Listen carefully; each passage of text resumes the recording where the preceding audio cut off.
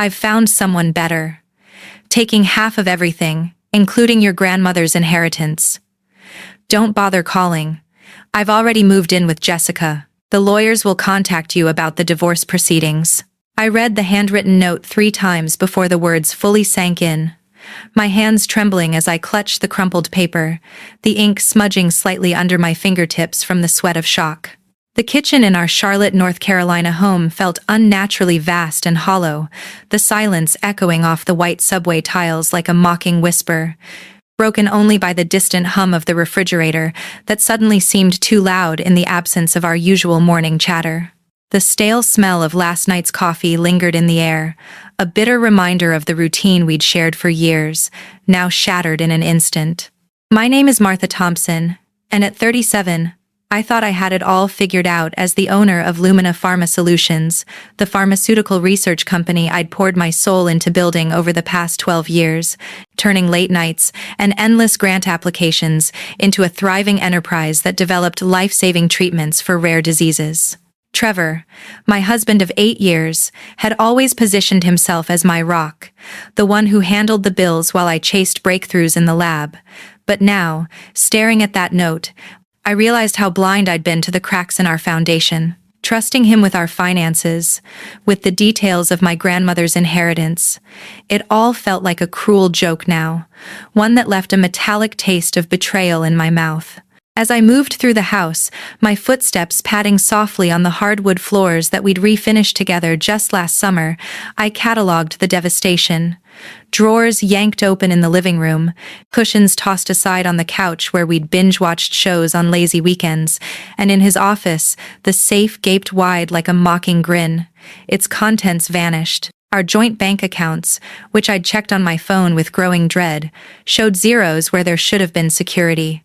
Even my grandmother's antique jewelry box, with its delicate pearl necklace that carried the faint scent of her lavender perfume, was missing from the bedroom dresser. He'd been so precise, so heartless, stripping away not just money but pieces of my history, leaving behind only the echo of his absence and the faint dust motes dancing in the sunlight streaming through the windows. I should have seen it coming, the late nights he claimed were for work, the secretive glances at his phone, the way our conversations had dwindled to superficial exchanges about dinner plans. Looking back, I'd been burning out for months, the kind of marital exhaustion that creeps in like fog, fueled by financial stress that we'd never fully addressed. I remembered reading online that according to a Cornell University study, the more stressed people are about finances, the less likely they are to communicate about money with their partners, leading to a vicious cycle of isolation and resentment, something that hit too close to home now. And Gallup polls showed 57% of Americans worry moderately or very about not having enough money, a statistic that made my situation feel less isolated, but no less painful.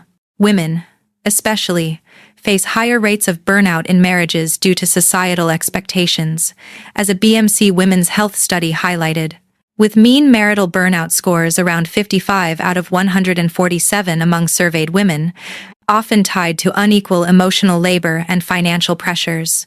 I'd felt that weight, juggling my company's demands while trying to keep our home life afloat, ignoring the fatigue that left me staring at the ceiling at night, wondering if this was all there was.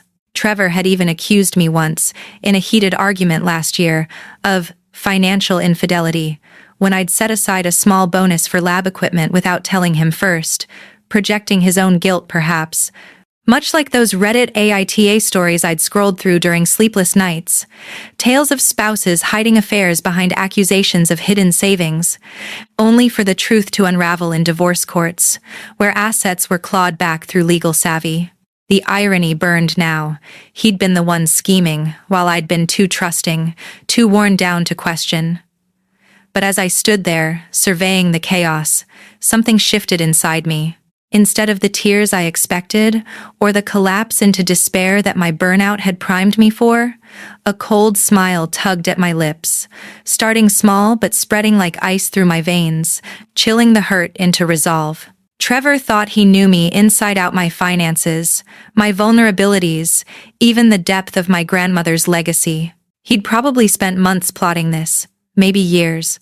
posing as the devoted husband who brought me coffee in bed on Sundays, all while calculating his exit with Jessica, his mistress, envisioning a life funded by what he'd steal from mine. What he didn't know was that I'd been quietly resilient, shaped by lessons from my grandmother, Eleanor, who had taught me to guard my core even in love. And he certainly didn't suspect the safeguards I'd instinctively put in place, or the true extent of what awaited me beyond his grasp. With deliberate steps, I made my way to my home office, stepping over scattered papers that fluttered like fallen leaves in the breeze from an open window. Their rustle a faint soundtrack to my awakening. In the corner stood my personal safe, sleek and unassuming, its matte black surface untouched amid the disarray. Trevor had never known the combination, and I'd never shared it, a small act of self-preservation that now felt prophetic. My fingers steadied as I turned the dial, the soft clicks echoing in the room like a heartbeat quickening, and the door swung open with a satisfying thunk. Inside, among important documents and a few cherished mementos, lay the sealed envelope from my grandmother, its wax seal gleaming under the desk lamp's glow. The story of grandmother Eleanor had always been my guiding light, a woman who defied the odds in the 1,960 seconds by founding her own chemistry lab when society expected her to bake pies instead of brew compounds. By the time I was a teenager, she'd transformed it into Evergreen Therapeutics, a powerhouse in pharmaceutical innovation across the Southeast, though she kept the intricacies of her empire shrouded from the family, preferring privacy over praise. My parents never grasped her fierce independence, raised in an era of rigid roles, and they puzzled over why she worked tirelessly into her 80 seconds, never retiring, never yielding. When she passed 3 years ago, the family assembled for the will reading with a mix of sorrow and subdued anticipation. The lawyer's voice droned through a simple document. Her modest home and some cash divided among us, with the bulk, her house, jewelry, and about $200,000 in accounts going to me, her favorite granddaughter, who shared her passion for science.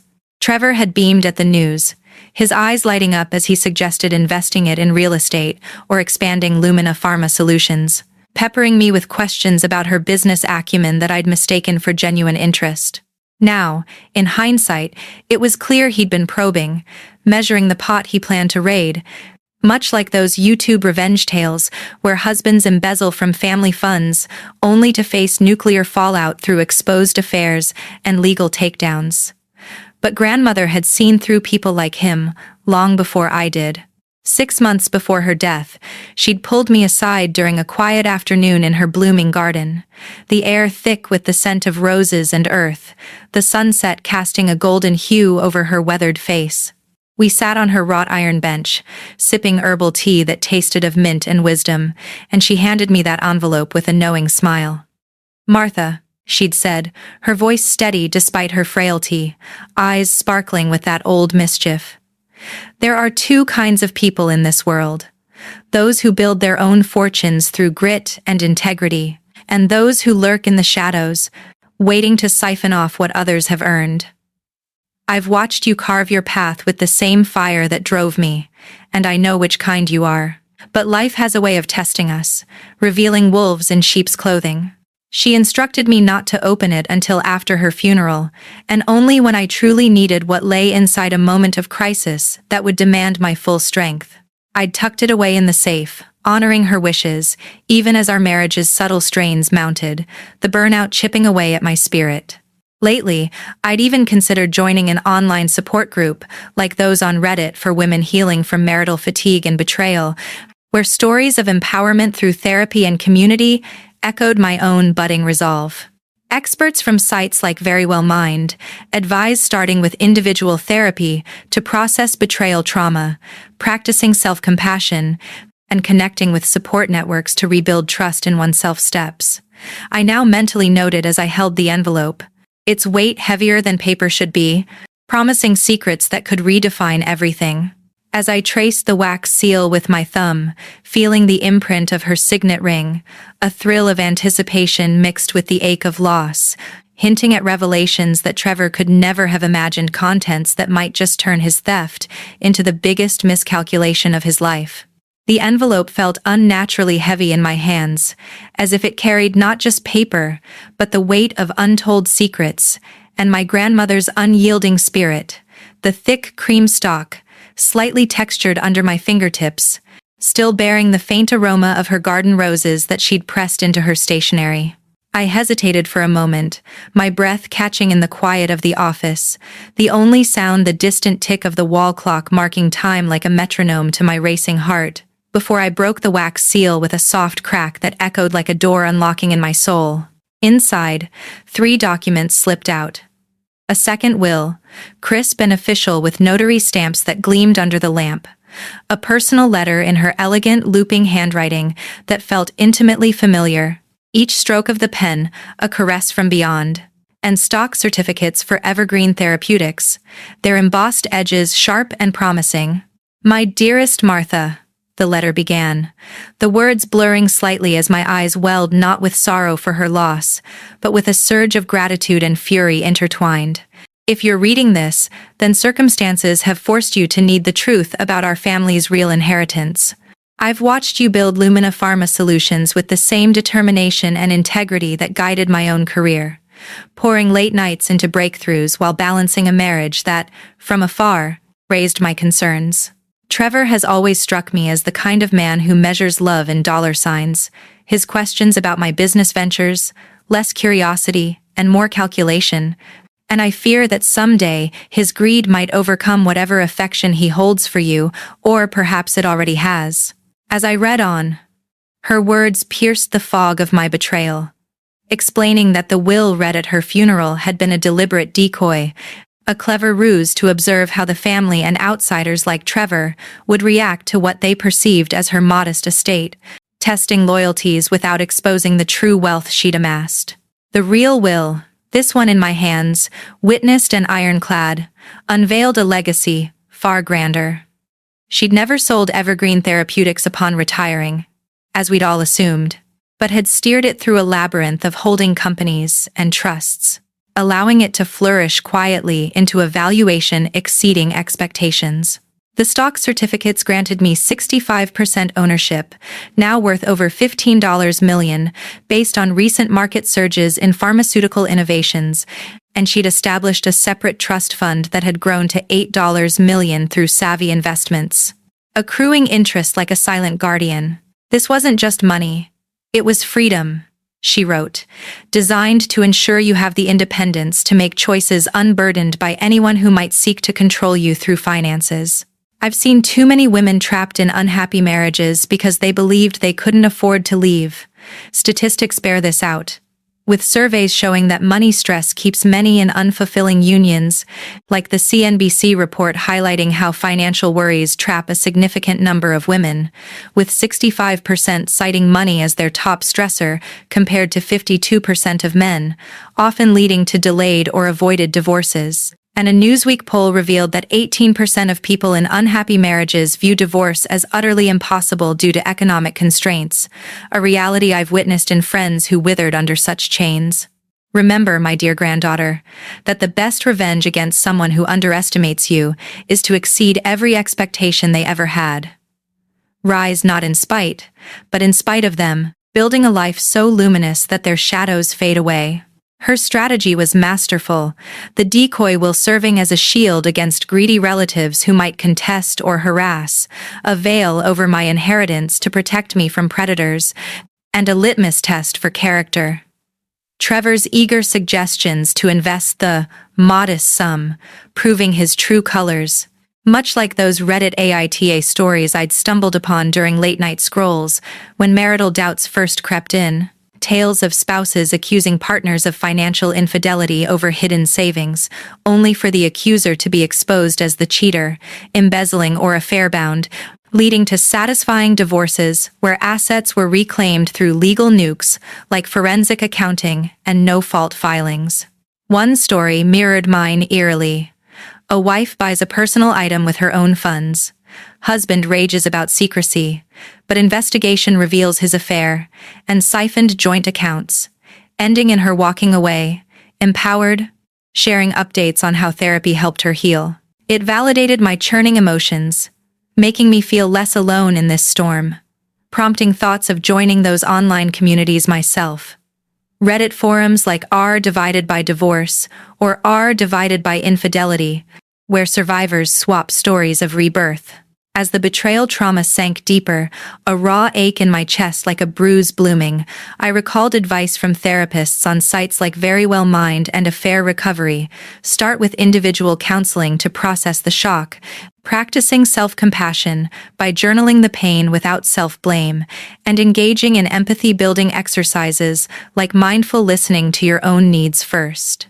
They emphasize not rushing forgiveness for the betrayer's sake but for your own peace, recommending support groups to combat isolation online or in-person gatherings, where betrayal survivors share coping strategies, like setting boundaries and rebuilding trust incrementally, perhaps even exploring EMDR therapy to reprocess traumatic memories of discovery, reducing the hypervigilance that now had me jumping at every shadow in the house.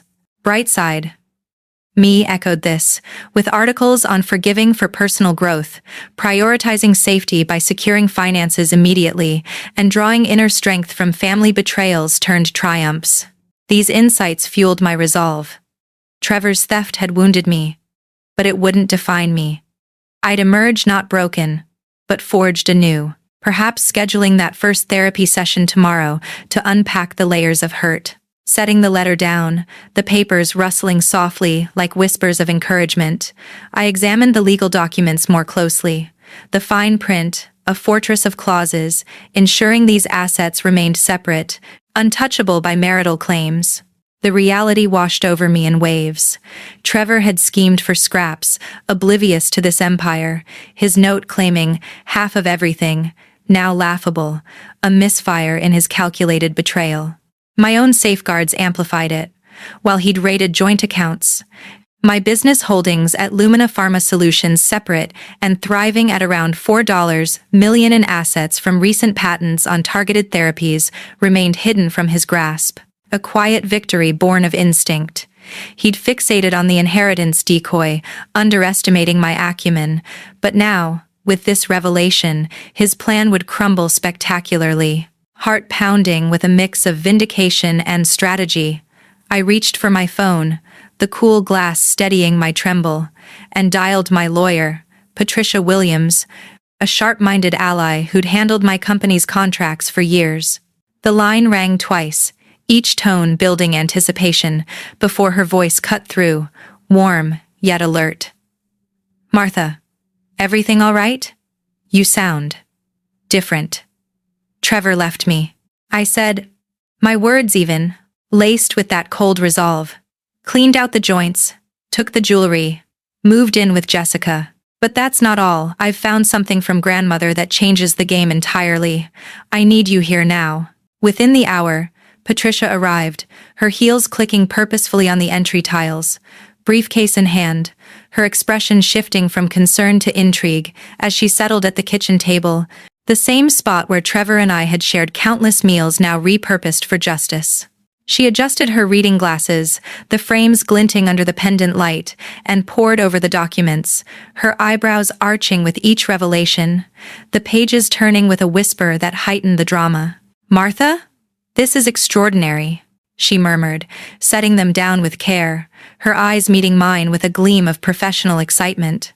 "Your grandmother built a veritable shield around you. These assets are ironclad, predating your marriage, shielded by trusts that North Carolina law will uphold fiercely. Equitable distribution won't touch them.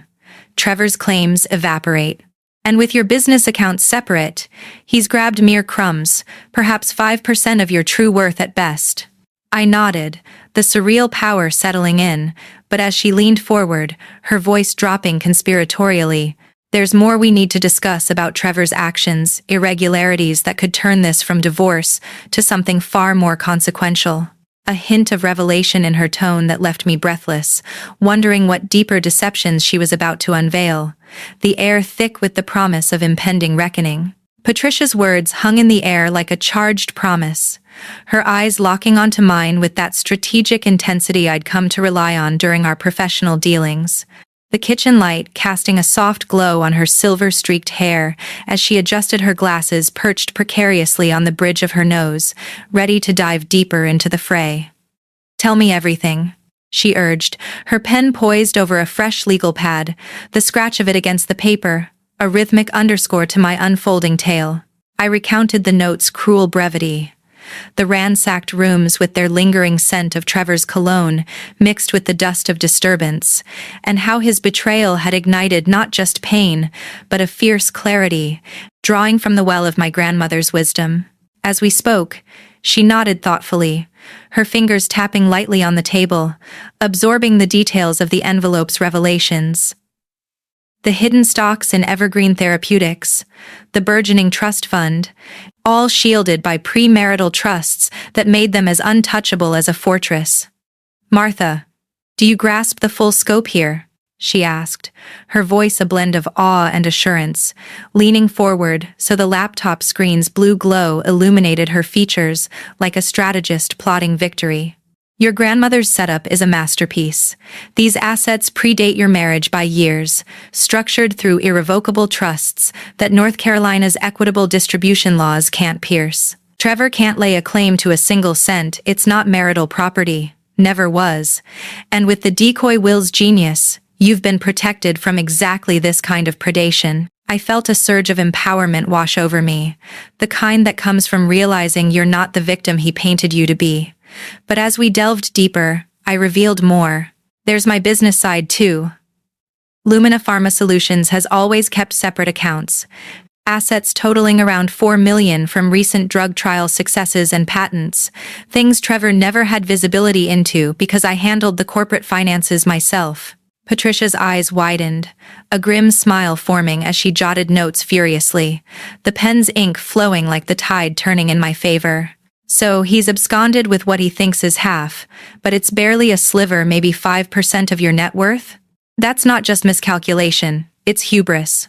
We laughed then, a bitter release amid the tension, but it shifted to sobriety as I voiced my suspicions about Trevor and Jessica, his secretary turned mistress. How his business trips had multiplied over 6 months, his secrecy with clients at Thornmere Logistics veiling something sinister, and Jessica's role likely extending beyond paramour to accomplice in dissecting our finances. "I think they've been colluding," I said, my voice steady despite the knot in my stomach, recalling Reddit AITA threads where similar tales unfolded, husbands projecting financial infidelity onto wives while hiding affairs and siphoned funds, only for wives to reclaim everything through divorce asset recovery. Stories that now mirrored mine and fueled my resolve to join an online support group like R, Divided by Surviving Infidelity, where women shared empowerment journeys, venting burnout, and emerging stronger through shared validation. Indeed, the burnout from financial infidelity hits hard. According to a Talkspace article, the secrecy and deceit can skyrocket anxiety, leading to emotional exhaustion in relationships, with surveys showing 42% of U.S.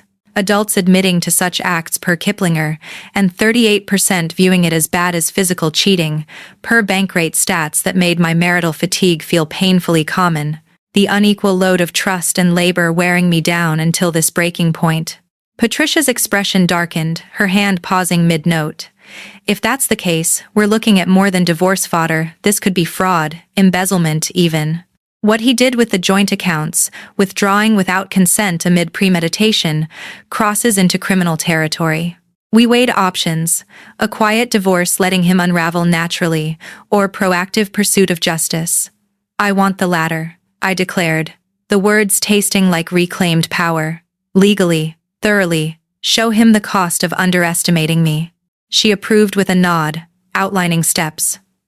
"First, documentation, bank statements glowing on your screen here, communications about money, inventory of stolen items like that jewelry box with its empty velvet lining." As afternoon light slanted through the windows, casting long shadows across the scattered papers, we compiled evidence, the click of my laptop keys, a drumbeat of determination. Then I pulled up the security footage, the screen flickering to life with time-stamped clarity. 2 weeks prior, Trevor and Jessica slipping into the house while I was at the lab.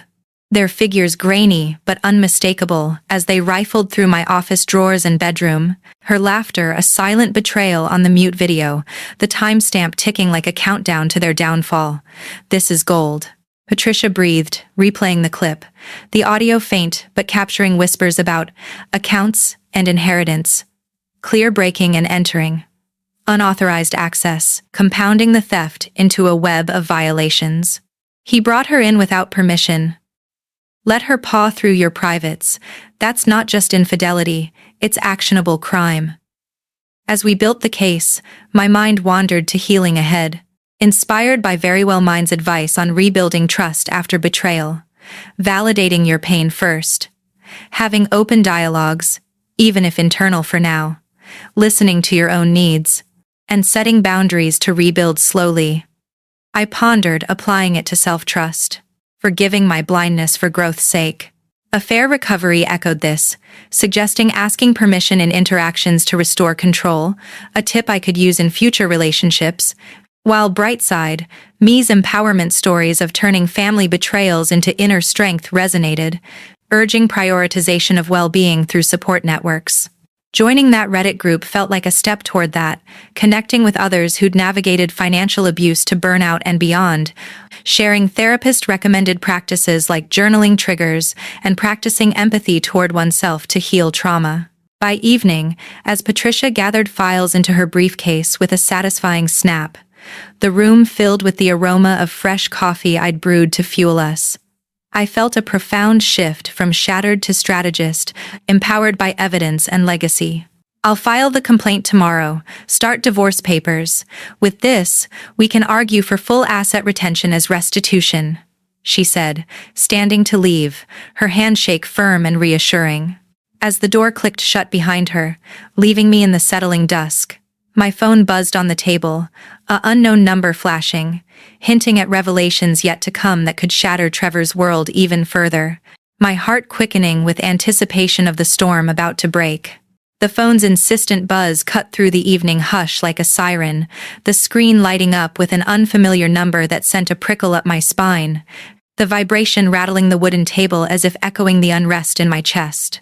I answered cautiously, and the voice on the other end, strained and gravelly, laced with urgency, belonged to Robert Williams, senior partner at Thornmere Logistics, Trevor's firm, a man I'd met at polished company galas where champagne flowed and facades held firm. "Martha, I apologize for calling unannounced," he began, his words tumbling out with a heaviness that betrayed sleepless nights, the faint background hum of office chatter, suggesting he was still at his desk, papers rustling like accusations. "We've uncovered a grave issue with Trevor embezzlement from client accounts, starting 4 months ago, totaling around $200,000 so far, but our audit's ongoing." My blood turned to ice, the receiver cool against my ear as the implications crashed over me. 4 months aligned perfectly with his secretive trips and evasive demeanor, transforming what I'd dismissed as ambition into calculated crime. Robert explained the trigger: a client's query on discrepancies, leading to falsified transfers and doctored records, his tone laced with regret for not spotting it sooner. In North Carolina, embezzlement over $100,000 is a Class C felony, punishable by up to 231 months in prison, often with mandatory incarceration and hefty fines, as state laws crack down hard on white-collar breaches of trust, especially in fiduciary roles like Trevor's, where convictions can bar future employment in finance forever. The scandal was exploding internally, police involved, regulatory boards notified, real consequences that could dismantle lives, much like the YouTube revenge videos I'd watched in stolen moments. Stories of nuclear revenge, where embezzling spouses faced federal probes, asset seizures, and public shaming, their schemes unraveling in courtrooms broadcast for viewer catharsis. Hanging up, I felt a twisted vindication, but also the weight of how deeply Trevor had entangled us both in his deceit. Without hesitation, I dialed Patricia, the line connecting with a click that felt like locking in fate, updating her on this bombshell, while the aroma of cooling coffee lingered in the air, a bitter reminder of the day's marathon.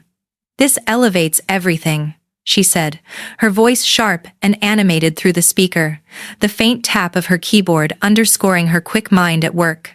Proven embezzlement proves systemic dishonesty, tainting any marital assets he touched as potentially stolen funds. We can argue he forfeits all claims, pushing for restitution in your favor. As we strategized, I shared how this fit the pattern. His accusations of my financial infidelity now reeked of projection, echoing those Reddit AITA sagas where cheaters hid behind blame, only to face epic downfalls. Inspired, I'd anonymously posted a veiled version of my story on a forum mimicking YouTube revenge channels like Revenge Daily, titling it Husband's Betrayal Backfires, spectacularly, garnering supportive comments that validated my rage. Users sharing their own tales of empowerment through legal comeuppance, urging therapy and community to combat the burnout of betrayal. It felt therapeutic, a small act of reclaiming narrative in the digital shadows. That afternoon blurred into evening, but the real storm hit when my phone rang again, Trevor's name flashing like a ghost, his voice desperate and cracked, pleading without preamble. "Martha, you have to help, it's a misunderstanding at work. Accounting errors they're pinning on me. Loan me cash for a lawyer, please." The strain in his tone, hoarse and frantic, carried the echo of a man cornered, perhaps pacing in whatever love nest he'd fled to with Jessica, the background silence heavy with isolation. "Alone," I echoed, incredulous, the word tasting like ash, as I paced the kitchen, the cool tile underfoot grounding me. "After stealing our accounts, leaving that note about Jessica? You emptied everything. Trevor joint savings, the safe, even grandmother's jewelry with its engraved locket that still held her photo." He babbled excuses. "It's complicated with Jessica. I made mistakes, but I was building for us. Promise I'll fix it if you help." But I cut through, cold and unyielding. "I've filed for divorce, reported the thefts, and with your embezzlement exposed, you're facing Class C felony charges up to 19 years, fines, a ruined reputation. You chose greed over us. Now live with it." Hanging up, the silence that followed was profound. A release that let me breathe deeper. Pondering advice from Brightside. Me. Articles I'd read on self-healing after infidelity. Practice self-compassion with positive affirmations. Reminding yourself you're not to blame for another's choices. Don't rush forgiveness for their sake, but embrace it for your peace, through counseling to express emotions and rebuild via transparent boundaries.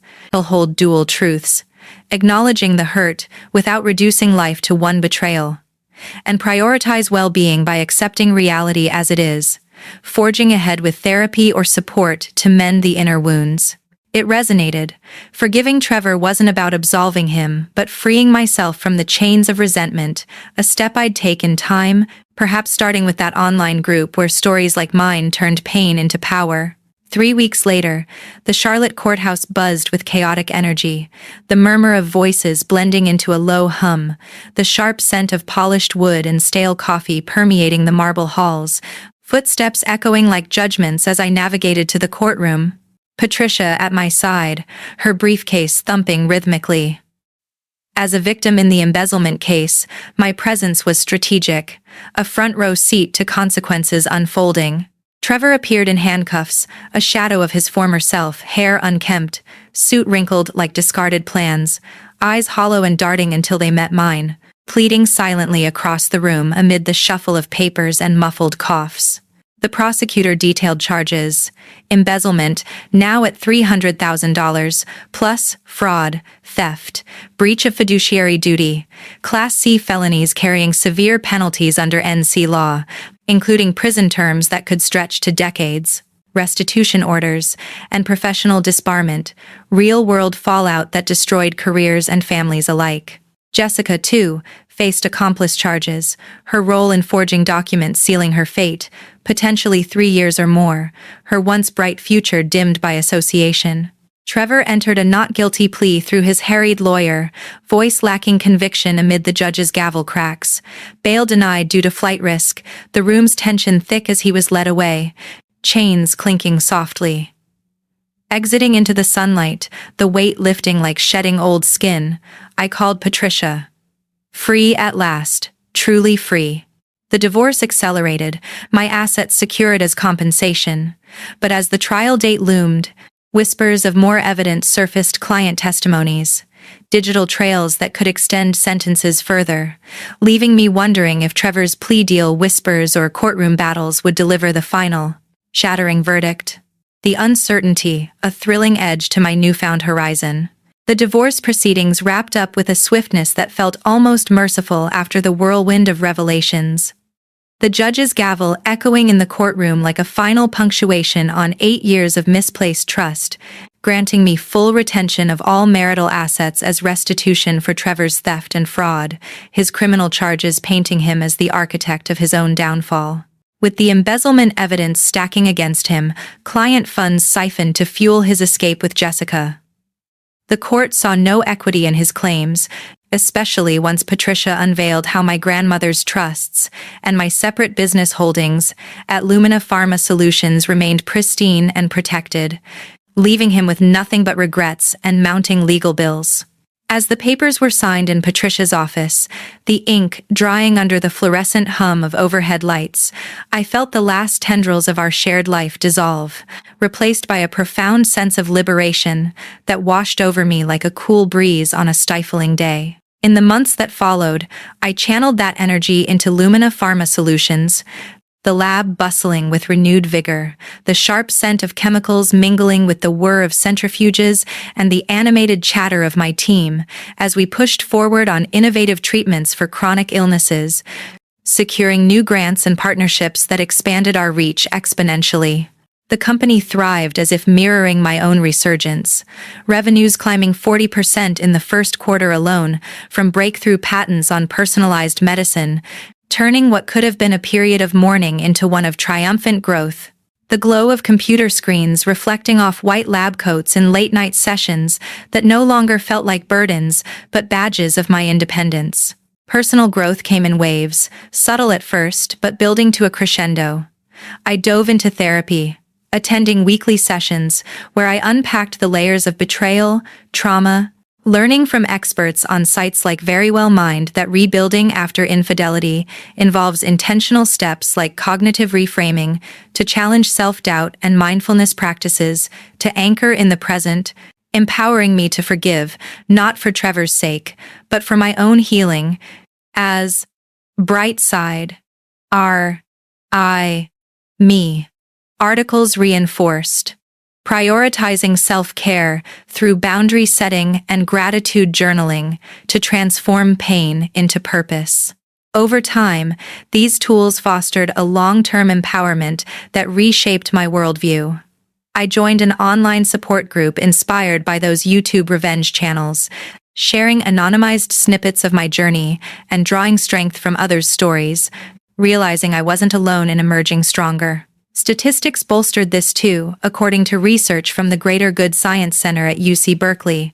Many women experience a boost in self-confidence and career opportunities post-divorce, with one study showing that most report higher contentment levels lasting up to 5 years, often outpacing men's recovery. While Psychology Today notes that 77% of women eventually flourish after ending a marriage, thriving in singlehood or new chapters without the weight of unfulfilling partnerships. These facts resonated deeply, validating my path as I navigated the emotional terrain, the initial burnout from financial and marital stress, giving way to a vibrant energy that had me waking with purpose, the morning light filtering through my windows no longer a reminder of solitude but of possibility. Trevor's trial culminated in a 7-year prison sentence for embezzlement and fraud, the courtroom tense with the shuffle of feet and the murmur of spectators. As the judge detailed how his actions had violated not just laws, but the trust of clients and family alike, his once confident demeanor crumbling under the weight of evidence, including those damning security videos and bank trails that painted a portrait of premeditated deceit. Jessica, implicated as his accomplice in forging documents and hiding assets, received 3 years, her tear-streaked face during sentencing a stark contrast to the smug intruder I'd seen on my footage, the scandal rippling outward to destroy their reputations, professional networks blacklisting them, families distancing, and social circles evaporating like mist in the sun, leaving them to confront the isolation their choices had wrought. Trevor lost it all. His career in finance forever barred by felony convictions, his freedom curtailed by iron bars, his ill-gotten relationship with Jessica fracturing under the strain of separate incarcerations and mutual blame, while she grappled with disownment and the harsh reality that aiding a criminal carried its own lifelong penalties. Walking out of that final hearing, the courthouse steps slick from a recent rain that left the air fresh and charged, I felt no malice, only closure, a chapter sealed, allowing me to step fully into the light. 6 months later, standing in the expanded wings of Lumina Pharma Solutions, surrounded by the symphony of beeping equipment and collaborative brainstorming, the sterile yet invigorating smell of innovation filling the air, I reflected on my grandmother Eleanor's greatest gift. Not the millions in stocks and trusts that secured my financial freedom, but the lesson in recognizing my inherent strength, the blueprint for never settling for less than I deserved, her words from the letter echoing like a mantra in my mind. She'd foreseen the wolves in the world, arming me with tools to not just survive but soar, proving that true inheritance lies in resilience and self-reliance. Driving home that evening, the sunset painting the Charlotte skyline in hues of orange and pink, the peaceful hum of the engine, a soothing backdrop to my thoughts, I realized the best revenge isn't in dismantling another's life, though Trevor's choices had done that for him, but in constructing your own with such brilliance and fulfillment that their shadows become irrelevant. To anyone watching this, caught in the throes of betrayal or doubt, remember, from the ashes of deception rises the phoenix of your potential. Seek therapy to heal, lean on communities for support, and build relentlessly toward your dreams. Your story of triumph awaits, more powerful than any vengeance could ever be.